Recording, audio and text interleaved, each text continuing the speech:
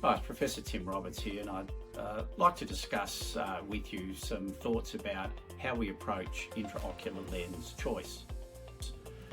Once the decision's been made to proceed with cataract surgery, the next major discussion is what type of intraocular lens to use. We now have a range of different lenses, from monofocal to EDOF to trifocal, and sometimes the discussion around this can be a little bit confusing or challenging.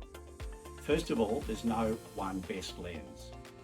All the lenses we currently use are world's best technology, so it's more matching it for an individual person, what they want and what they're willing to trade off.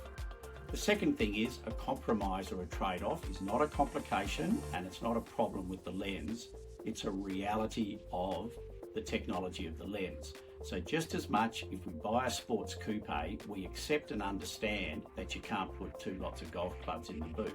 If that's what you want, you don't buy a sports coupe. So similarly, we'll talk about the realities and the compromises of the lenses, but it's important to understand that that's the package, that's the technology. And the third concept is what your husband, wife, neighbour or best friend had implanted in their eye doesn't mean that's the best lens for you.